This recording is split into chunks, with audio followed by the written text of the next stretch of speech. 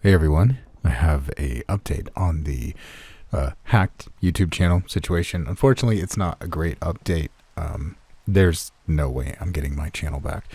When I say we, I mean me and Team YouTube and Google have tried different ways for me to be able to get access to that account, but for some reason, nothing seems to be working. Every time I try to do the account recovery, it tells me to log into the account, but I can't log into the account because I don't have the password since it was changed, and the two-step verification was also changed, so I can't do it that way. And I don't know, we've tried 4 different things, and nothing they do is giving me access to that email account, and then of course that YouTube channel. So that YouTube channel is effectively dead. I can't get to it anymore, so I can't upload to it. So basically, this is the new channel, The Graveyard Shift. That's what we're going to call it. Same name as the podcast, of course. And speaking of the podcast, I've had this thought for a while that I wanted the podcast to be my main thing. I wanted it to be as successful as a YouTube channel. And it's doing really well. And I really appreciate everyone going over there and listening, whether it's on Spotify or iTunes or wherever you listen. I appreciate that because the podcast has been doing really well. And I just kind of want that to continue. I'm still going to upload the videos on here just to, I don't know, possibly get monetization over here as well. But I think my main focus right now is growing the podcast. So I'll be uploading stuff there early. Yeah. So you'll hear it on the podcast before you hear it here. So follow me on Spotify and iTunes or wherever you listen to your podcasts, and you'll get stories early. You can also listen to them without having your phone unlocked or the YouTube video in the background, or you know how Spotify works. So it's something I've been wanting to do for a long time anyway, so maybe this is a blessing in disguise. And I do want to branch out, not just narrations, but maybe just something different. I don't know. It's been itching at me to do something a little different, even if it is just like documentary type narration things, talking about haunted locations or strange like paranormal cases, stuff like that. It's something I've been wanting to do for a long time, and I think that works very well in a podcast format. But let me know what you all think down in the comments. I don't want to keep you for much longer, but I will say if you are a member on the other channel, I would cancel the membership since I don't really know if I'm even getting money from that channel anymore, since that email was of course connected to AdSense, and that's how YouTubers get paid. I'm not sure if they changed the bank account on my AdSense account, so I can't even tell you if your money is coming to me anymore. As far as Patreon, that's a different email. So if you're on Patreon, you're fine if you still want to support there. But if you remember on the other channel, I would just cancel the membership because there's no way for me to verify that it's coming to me. At least not yet. I'll have to see what happens on payday. But I'll shut up now. I just needed to get all this out, explain kind of what my plan is from this point forward. Basically, it's going to be focusing on the podcast and, of course, audiobooks in the background as well. I'm working on another one now. I have another one in review, and I have 2 other ones in review, and there are tons already available on Audible. So if you want to support me that way and get an audiobook, you can do that on Audible. Link will be in the description, of course. And a link to the podcast will also be in the description if you want to listen over there. I will shut up now and let you enjoy tonight's stories. Thank you again for all the continued support. This has been a crazy fucking ride these past few days. But you guys are really keeping me sane. I'm not going to lie. Thank you again so much for listening, and take care of yourselves.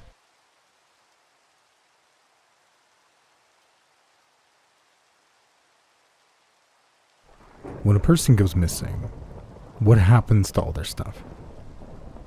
It's a rather indelicate way to put it, I know, but think about it. Pretend that you were to disappear off the face of the earth tomorrow. What do you think would happen to your car, your house, your debt, your savings? Where does it all go? These are the kinds of questions that most people never even have to think about answering, but not everyone is so lucky. Over 600,000 people go missing every year in the United States. If you're related to one of those 600,000 people, your life becomes really hard, really quick, and you have to start answering questions you never even considered before. When Aunt Martha went missing, these were questions we had to confront.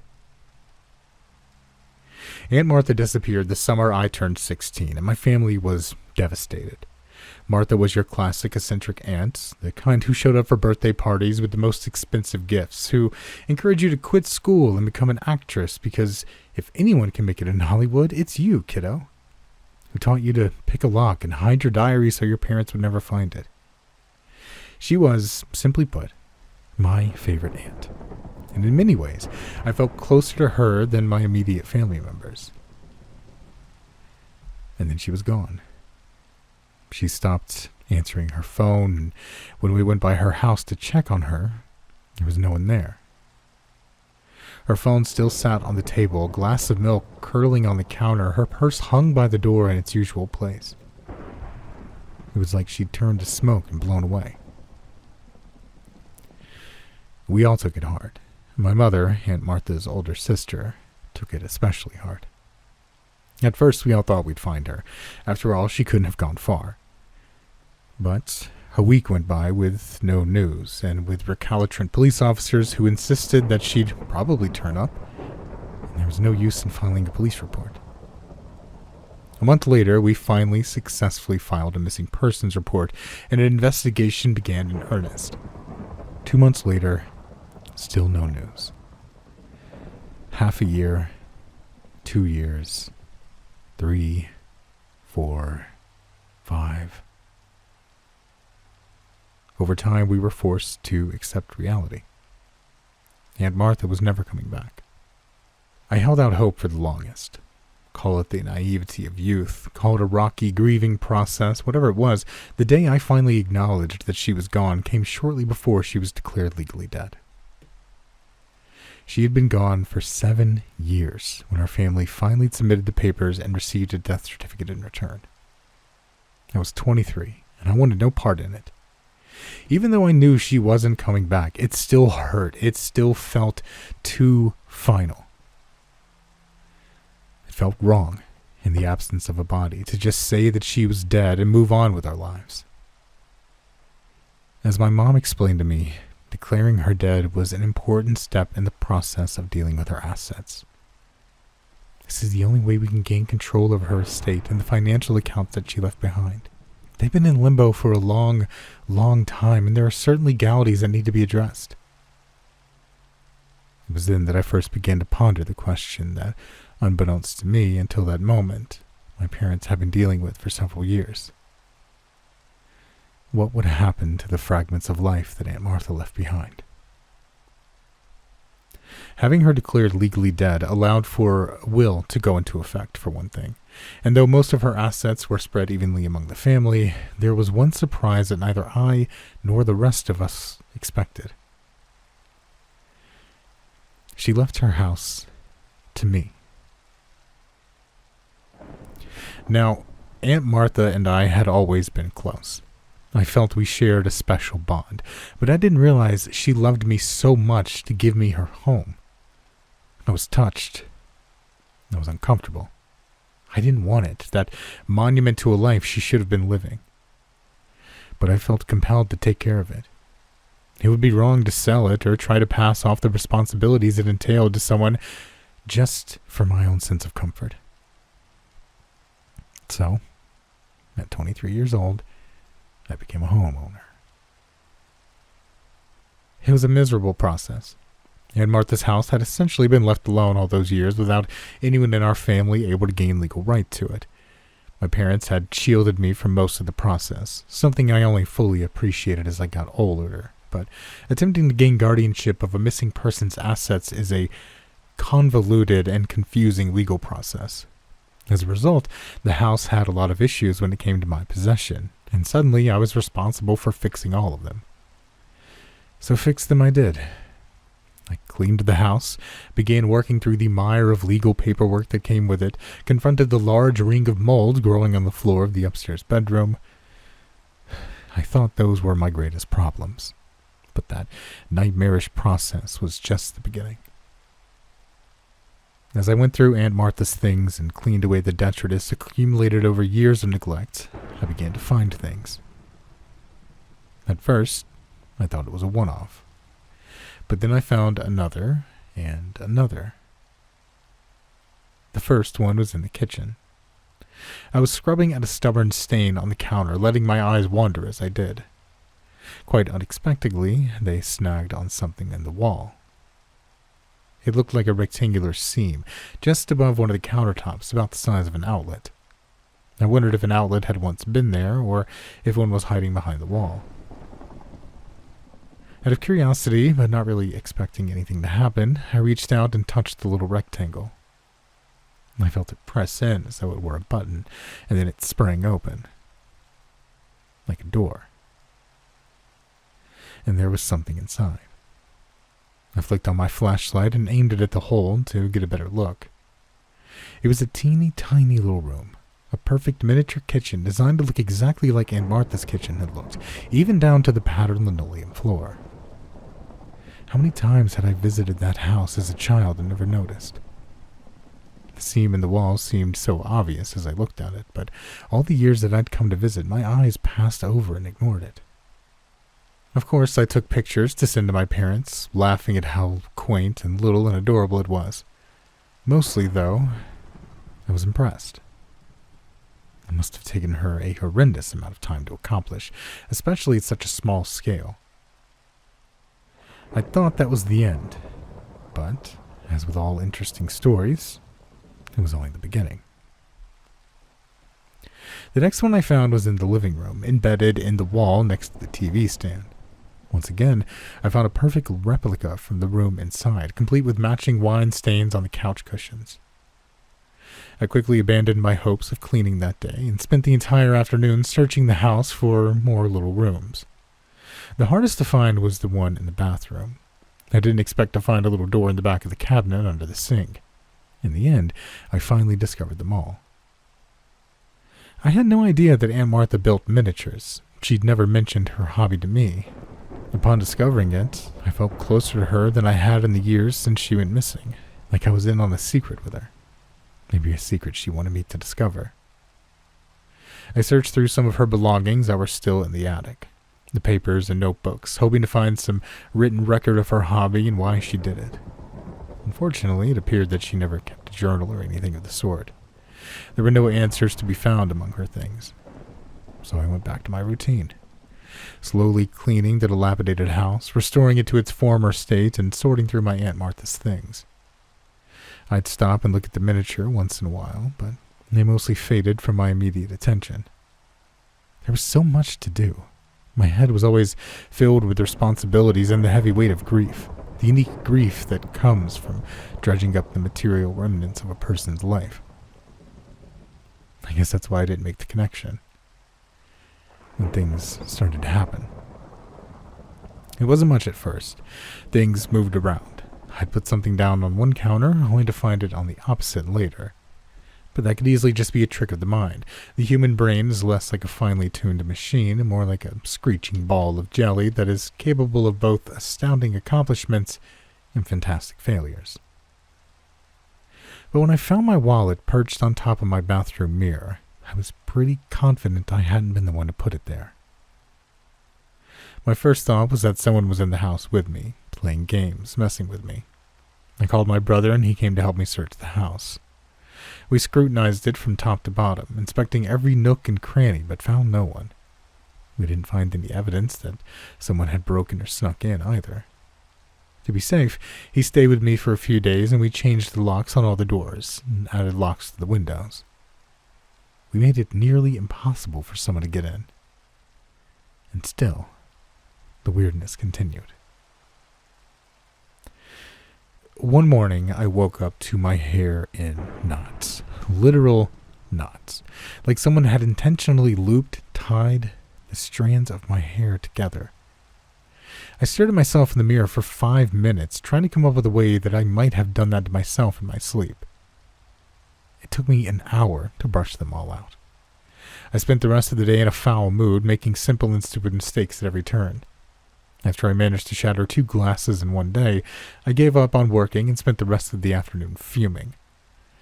My agitation grew such that I slept fitfully that night and woke up exhausted in the morning. I went down to the kitchen as the sun was peeking over the horizon, wondering if I should just sell the house after all. As much as it would break my heart, I felt like I had no idea what I was doing. Besides, just being there was too painful some days. And now, apparently, I was going crazy. Maybe I really wasn't cut out for this. Before I had the chance to wallow any more in my misery, I saw that a container of sugar had spilled on the kitchen counter. Frowning, I grabbed a rack from the drawer to clean up the mess, but before I could, I looked down and saw... sorry. It had been spelled in the sugar, like someone had dragged their finger through it. A chill went up my spine as I looked around the kitchen. "Hello? Who's there?" I waited for an answer, growing angrier and more frightened by the minute. As the silence continued, I shouted, "I'm calling the police!" As I turned back around, the message was gone from the sugar.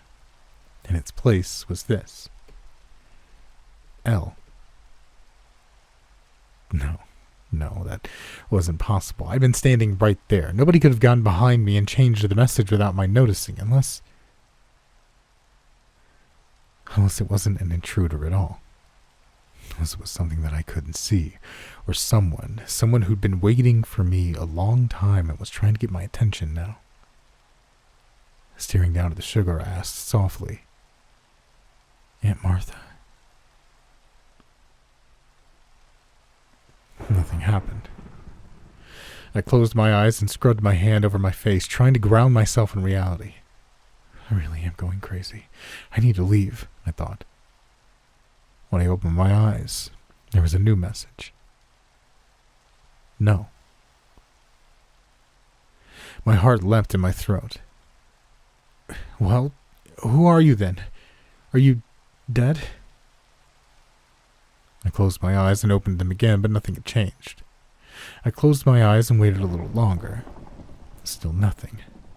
It still looked like whoever or whatever I had spoken to was done answering for the time being. I spent the rest of the day lost in thought. I had never really been one to believe in the supernatural. I always thought there was a logical explanation for pretty much everything. But this, I couldn't explain this. It seemed like there was no other answer except that the house was haunted, and apparently not by Aunt Martha. The next few days I looked at the house with new eyes. Things were moved out of place, but now with a purpose. If I was going to the kitchen to grab a snack, it would already be sitting on the table. And things I hadn't gotten around to doing were somehow already done. I went to deep clean the upstairs bathroom one day and found it was already sparkling and pristine. Whatever it was, it seemed to like me. And it seemed to like the little rooms hidden all over the house. I would come into a room and see that the little door had been opened, although nothing was ever moved around inside. I suppose it just liked to look at them, like me. As the days went on and the house kept coming together, I grew to enjoy the presence keeping me company. I talked through it throughout the day, telling it things about me, about Aunt Martha and how much I missed her. I even bought some fridge magnets so we could communicate better. I showed it how to use them by spelling out my name. It really loved that, and I began waking up to little messages every morning. One day, I had an idea. The ghost that was haunting the house, it had to have been there when Aunt Martha disappeared, right? Well, maybe it knew where she was. Maybe it had seen what happened. Of course, there was the chance that it didn't know anything, but it couldn't hurt to ask, right? So I did. I stood in the kitchen in front of the fridge, closed my eyes, and asked, "Were you here when Aunt Martha lived here?" I heard the scraping sound of the magnetic letters being moved around. When it stopped, I opened my eyes. Yes. My heart was pounding in my chest. I closed my eyes and took a deep breath, gathering my courage. Do you know what happened to her? Yes. Where is she? This time I kept my eyes closed for a few moments after the sound of the letters stopped. I needed to know. I'd wanted to know for so long, and now it was going to happen. And I wasn't ready. But I had to look anyway. I opened my eyes and felt a twist in my stomach as I read. Here, in the afterlife. Dead. I felt like my heart was sinking and floating at the same time. I was crushed, but also relieved. Because now I knew. She wasn't coming back because she was already here, in spirit anyway. And that had to be enough. Thank you, I whispered, and hoped it knew how much I meant it. After that, things felt different in the house. I didn't feel like such an intruder anymore because I knew for certain Aunt Martha wasn't coming back, and I no longer felt so alone. I was able to make a lot of progress on the house, and I was finally close to finishing all the cleaning and repairs. In fact, the only real problem I had was Aunt Martha's bedroom. So far, I had been sleeping in the guest room on the first floor, where I used to stay when I visited. I didn't want to sleep in Aunt Martha's room, partly because it felt like too much of an intrusion, even knowing that she was dead, and partly because of the mold. While I made significant progress in the rest of the house, I couldn't get the damn ring mold off the bedroom floor. No matter how hard I scrubbed or what treatments I used, it stubbornly remained. One day I went upstairs to discover that sometime in the night, actual mushrooms had started to grow in the mold. I groaned as I looked at it. I'm going to have to call a professional, I muttered, stubbornly refusing to acknowledge that that's really what I should have done in the first place. I knelt down on the ground to get a closer look at the mushrooms and grab a few pictures on my phone when something caught my eye. The hardwood flooring under Aunt Martha's bed looked uneven. I stared at it, but couldn't make sense of what I was seeing, so I crawled under the bed to take a closer look. One of the floorboards wasn't flush with the others. It stuck up ever so slightly. I reached out and grabbed it to discover it was loose. My anticipation and curiosity grew as I peered under the floorboard to find a bunch of ripped and crumpled up pieces of paper. I started pulling them out, only to find that they'd either been shredded beyond recognition or had been scribbled over so nothing was legible. Just another weird thing about this house, I guessed. I was prepared to shrug it off until I flashed my phone light into the little hidey hole to make sure I hadn't missed anything, and saw that there was one last piece of paper, folded up as small as it would go and hidden under a thick layer of dust and grime. I pulled it out, replaced the board, slid out from under the bed, and began to read it. Don't forget. Never accept a gift. Never say thank you. Never tell them your name. Never give them a gift. Never be rude. Never step in the ring.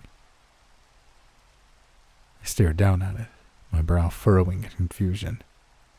This was definitely Aunt Martha's handwriting. I'd recognized the dramatic loops and swirls of her cursive anywhere, but what could it possibly mean, and why was it hidden under a floorboard? And why were all the other papers shredded and ruined?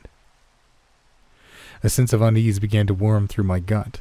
I folded the paper back up and placed it in my pocket. I wasted no time stepping out of Aunt Martha's room and shutting the door behind me for good measure, deciding not to go back in there until I could get someone to come take care of the mold. The paper I thought to throw away, but in the end I couldn't. It sat on my desk instead, as I tried unsuccessfully to turn my thoughts to other things as the day wore on. I didn't sleep much that night. A storm was tearing through the town like we hadn't seen in years, and the booming thunder and flashes of lightning were keeping me awake. After a few hours of tossing and turning, I decided to grab my computer and get some answers.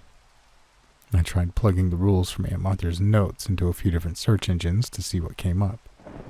Surprisingly, I got an immediate answer.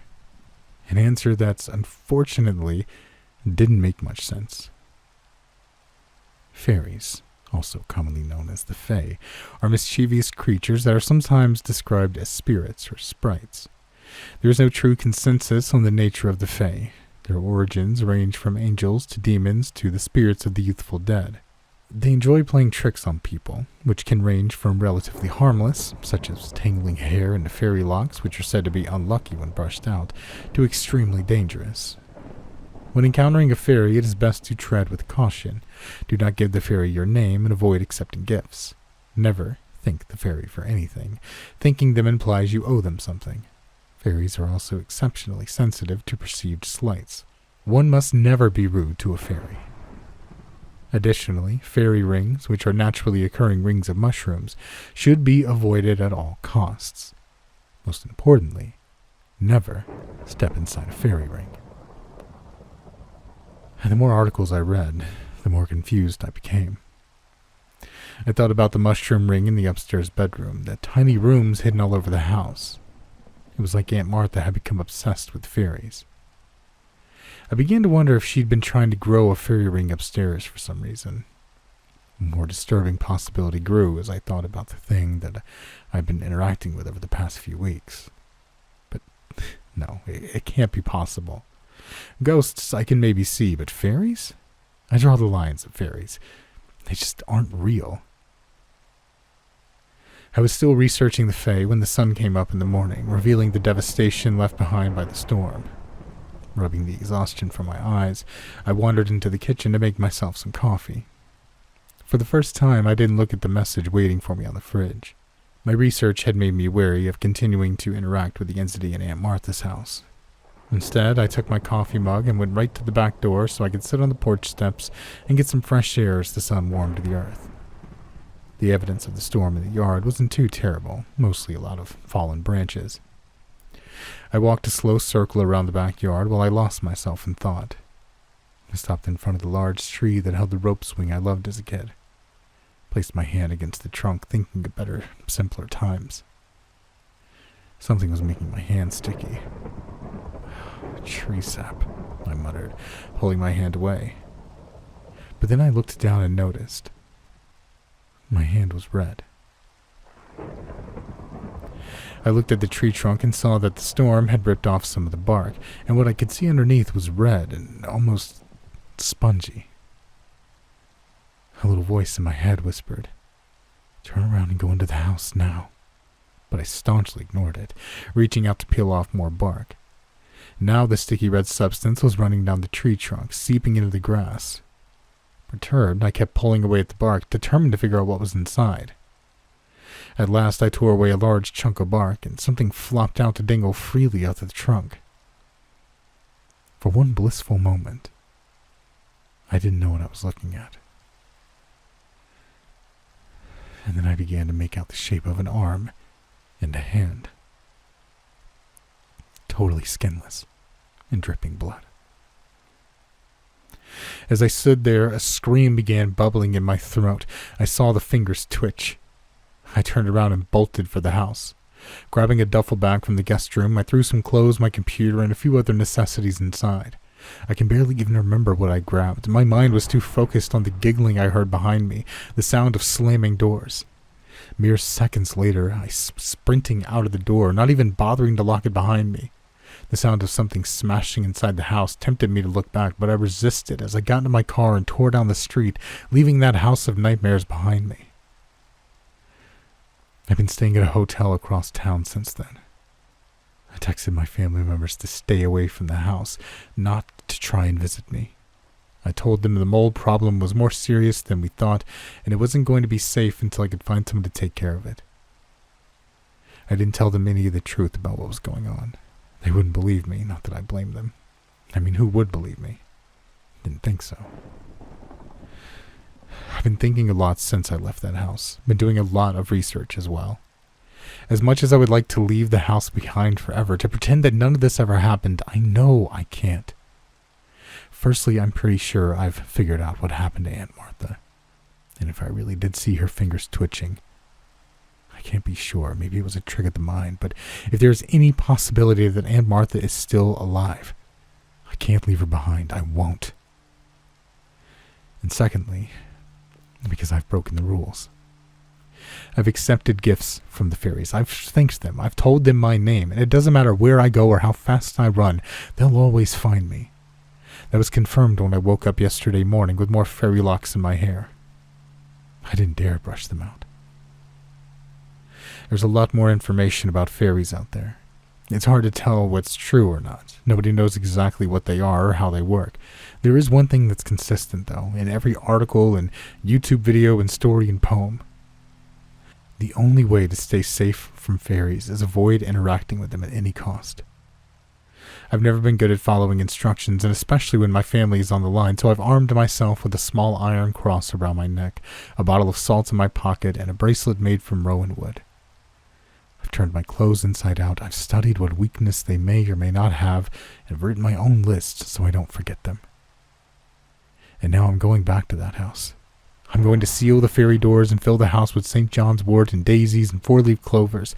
I'm turning on every sink and placing branches of mountain ash at the doors. And I'm not leaving until I get my fucking aunt back.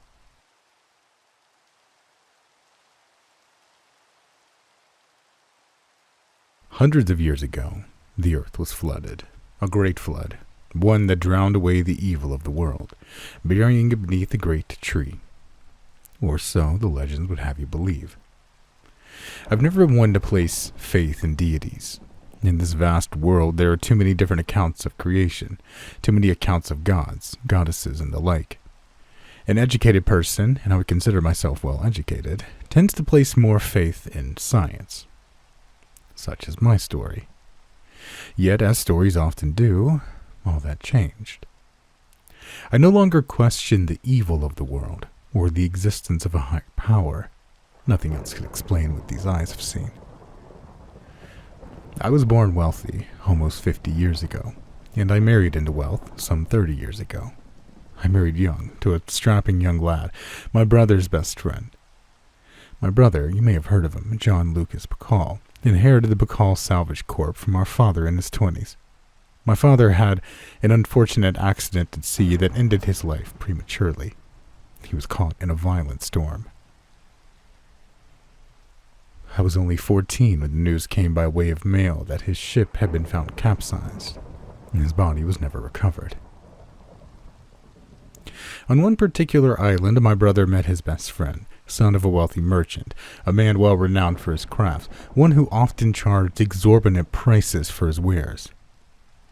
This man, Samuel Willem Patchett. With this man's help, my brother expanded the business soon thereafter, hiring many employees and establishing trade routes between the islands peppering our corner of the world. Between 4 major settlements within about a 5,000 square mile area, though many islands pepper our great sea, most are hardly worth mentioning. Few are inhabited by anything more than local wildlife, trivial little specks on a vast ocean of waves. Though Samuel desired primarily to work in trade, my brother held firm to my father's beliefs and traditions, sending salvage vessels across the Great Sea. They scoured the depths of the sea for lost treasures of a world long gone, treasures from sunken vessels and failed expeditions. They charted maps of the islands as they explored and searched for any signs of the ancient world. One peculiar day, they stumbled upon a man with a wild look in his eye. He had been stranded on a pitiful little island with a single wooden structure carved into the only tree the island had to offer. The little man, dwarf is the proper term, was dressed in curious attire and spoke in riddles. He offered them a chart. I can remember the chart well, for a rather large sum. The chart, a loose parchment embroidered with purple and gold, was aged well beyond any relic that my brother had ever seen. Against Samuel's desires, he purchased the chart. The chart was not easy to decipher, though the dwarf offered to do so. However, as my brother lacked sufficient funds, he decided to do so himself. This decision, in retrospect, brought him more time amongst the living. Months passed before my brother was able to make heads or tails of the chart, written in strange hieroglyphs that I have never before nor since seen. A language that by all means was long dead to this world. During this time, Samuel and I grew close. Though he was difficult to get along with at first, he had a way about him, a charming smile that set him apart, a confidence that exuded from his very being. I must admit, though, I detested the idea of his pursuit. I found myself becoming smitten with his touch, his voice. 4 years after he and my brother met, we were engaged. Because Samuel was as affluent as he was, he often showered me with rare and expensive gifts, jewelry, dresses. For our wedding, he revealed to me that he made purchase of a private island, our own little oasis out in the great sea. The island was spectacular. A natural spring of fresh water erupted from its center, culminating in a waterfall that dumped the water into a cool, clear pool. He hired the best carpenters to erect a cabana on the island, a single-roomed haven with a hand-carved door and furniture. Though the cabana was small, he had the mind to include a wine cellar, stocked to the brim with the sweetest wines. An access door for the cellar rested in the floor at the foot of the fireplace. I had requested a fireplace, but Samuel noted that in this tropical oasis such a thing was not a necessity. As I taught in one of the main settlements of our region, we seldom made use of our oasis, but those nights we did were enveloped in passion and desire. It was heaven. One night on our island, we had a visitor. The moon was high in the sky, full moon. My brother's eyes were wide. He frantically asked for Samuel. I roused Samuel from our bed, and they disappeared out into the cool night air. They re-entered, carrying a large iron chest engraved with the same strange hieroglyphs. I felt my stomach sink as they entered the cabana and made their way for the cellar, speaking in hushed tones. The chart was only part of the mystery. My brother's voice grew more and more agitated with every breath. He scratched furiously at the linen sleeve on his tunic. "What did you do to your arm?" Samuel asked. I followed my husband's gaze. John's arm was bleeding. The fabric of his tunic was torn. John paid him no mind. "They tried to hide it, but I found it. I found it, Samuel. The treasure. It's in that chest." Samuel cast a glance toward the chest. "What treasure?" John pushed the chart into Samuel's chest. "The only one that matters, Sam. The only one that matters." He sat on the chest and continued to feverishly scratch at his arm. "They tried to take me. They tried to stop me, but I got it. I found it." "Tried to take you? What does that mean? Who?" Samuel dropped to one knee. "Who tried to stop you?" "You wouldn't believe me." John laughed, although his laugh was hollow, pained. "Them, Samuel. Those that live amongst us, not of this plane, the departed." "You speak of foul spirits. That's what they'd have you believe. But they're not. They're as flesh as you and I." John continued digging into his arm. I could see the crimson glint in the dim candlelight. He was bleeding. "John," Samuel took hold of his arm. "What happened? Speak plainly." He pulled the sleeve of John's tunic, tearing it asunder, and he stepped back, a look of horror painted over his face.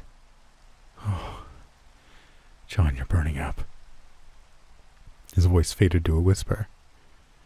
I could no longer hear him. I watched in silence for a long while as Samuel inspected my brother's wound. He stepped briefly to one side. A spiteful wound, torn flesh and muscle, ripped from his bicep. I gasped. My brother looked up at me. For a moment, I did not recognize him. His eyes were dark. The skin around the wound had already begun to fester. It was discolored, a deep teal, the color of the ocean. Before he could react, I tore from the cellar, fumbling over myself as fast as my legs could carry me. My entire body suffered a dull ache as nausea crept over me. I waited outside the cabana for a long time. Finally, my husband emerged. He sat beside me in the damp grass and examined the sky. "He's feverish. He's dying." "What happened?" I asked, my voice cracking in despair. "I don't know, but I fear whatever did this to him, it had to do with this." He extended his arm and opened his hand. In it was a single block of broken metal, shining gold and warmed at the touch. I lifted it, inspecting it closely. "It vibrates." Your brother is resting in the cabana. I need to go get help. I won't be more than a few days. Keep him hydrated. There are plenty of rations in the cellar. Samuel, you can't leave me. Samuel stood, enveloping me in his arms. Oh, love, I will never leave you. He set sail that night, that cursed chart in his hands. He left the treasure, though I shudder to call it that, with me. I tucked it away in the chest in the cellar. The night was long. John tossed and turned, moaning an ungodly sound. I tried to keep him comfortable. I wiped the sweat from his brow. I kept him fed and hydrated. I changed his sheets and changed the bandages on his wound. For 3 days I did this. Each night he grew worse. On the third night I brushed my hand through his hair, speaking to him of our departed father. He moaned quietly. "Can you hear me, big brother?" I asked. But he did not answer. I pulled my hand from his head, and disgust filled my being. I had taken a good portion of his scalp with me. It clung to my palm. With a yelp, I jumped to my feet and made my way for the beach. I could not wash my hand in the fresh water, my mind reminded me, for I needed it to sustain us. I bathed myself in cool, salty seawater. The wound had since stopped bleeding. Instead, a thick, black paste had begun to form around it. The smell was foul, so foul that by the 5th night I relegated myself to the gazebo my Samuel had erected on a small stone platform within the freshwater pond. I listened to the sound of the waterfall, lounged in an old wooden lounging chair we had picked up at the local market, and fretfully found sleep. I awoke to a horrible ruckus, screams that made the hair on the back of my neck stand and my skin crawl. With each scream I felt paralyzed. The muscles in my body almost refused to move. I was stricken with fear. But the screams were coming from inside the cabana. I inched toward it, walking at a snail's pace, and I pressed my ear to the door. Another blood-curdling scream pierced my very being. I stumbled back, falling flat on the deck. Then silence. I waited for a while, a long while. I waited until I felt the rays of sunlight break the clouds and rest on my skin. Then I made my way to my feet, and I pressed gently on the cabana door. John wasn't on my bed.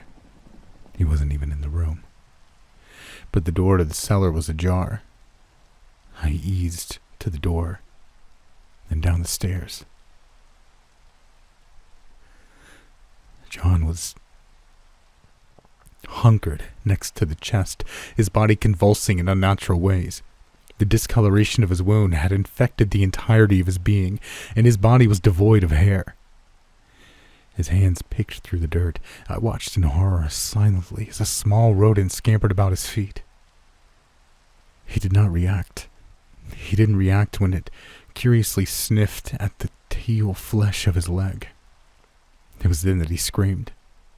The rodent squeaked, but it did not run. It stared at my brother, its nose twitching and its tiny chest heaving. I watched my brother with lightning speed grasp the small creature tightly in its hands. He lifted it into his hands and then devoured it furiously. Like an echo of days past, I let out a gasp, and he turned to me, like those nights before, his eyes no longer clouded but as black as the night sky, save his pupils, which shone red. I struggled to my feet, and he screamed. I froze in terror, my eyes locked on his. He began to inch toward me. I willed myself to run, but I could not. My body would not cooperate. He was an arm's length away when I regained composure. I dashed up the stairs and slammed the door shut, locking the creature that had once been my brother in the cellar with his treasure and with the rations. The days crawled on with no word from my husband. Weakness began to overtake me, hysteria. Without those rations, I would die, and as the hunger consumed me, I became painfully aware of it. I would have to venture into the cellar, if I was to survive to see my husband's return. I knew I was getting weaker. I could wait no longer, else I would lose the strength to carry myself. I found myself standing before the cellar door. I knelt, grasping the latch to the door, and with all the courage I could muster, I pulled it free. It hardly made a sound, but isn't it strange when you're trying to remain quiet? Even the tiniest sound sounds like thunder. I half expected what used to be my brother to burst through the cellar door and devour me as it had done that rodent. But it did not. I eased into the cellar, one step at a time. The stench seemed to have faded, or perhaps I had just grown accustomed to it. At the foot of the stairs I saw him. I saw it, kneeling next to that chest, motionless, lifeless. But I knew better. Quietly I made my way through the cellar, careful to keep my distance. I was almost there. Marie, my beloved, my Samuel. I wanted to call out, but to do so would surely spell my doom. Marie! I heard the clunk of his boots as he trekked across the cabana's floor. I had brazenly left the cellar door open. The thing that had been John turned its gaze toward the cellar stairs. It began to convulse violently once more. Marie! He called out into the cellar. Is John with you? Leave him, now! He was halfway down the stairs now, and the creature was on its feet, lumbering toward him. No! I yelled, springing to my feet. I saw it play out. I saw myself rushing by the creature into my husband's arms. I saw him taking my hand, and I saw us rushing out of the cabana, leaving the creature and its cursed treasure behind. I saw us embracing on the boat as we sailed away. That's what I saw. But that is not what happened. I leaped to my feet, and I rushed across the cellar, but the creature was waiting for me. It screamed that paralyzing scream, and it pounced. But it never landed on me, for my beloved Samuel plunged into its path, throwing himself between myself and what had once been my brother. It sunk its teeth into his neck and wrapped itself around his back, contorting in ways that were just not natural. I was terrified, and I'm not proud of my actions. I left Samuel there. I ran for the stairs and slammed the cellar door shut. I bolted it, and then I sealed it with Samuel's tools. That has been so very long ago. I seldom visit my tiny oasis anymore. I have since sealed off the cellar, creating a tomb for the departed. Encasing the entrance to the cellar beneath the stones of a fireplace. I suppose I got my fireplace after all. I wish I had the courage. The courage to save them, my loved ones. The courage to explore this vast sea, to find some cure, find some way to heal them. But I cannot, for I lack such courage. Still, I do what I can to spread joy.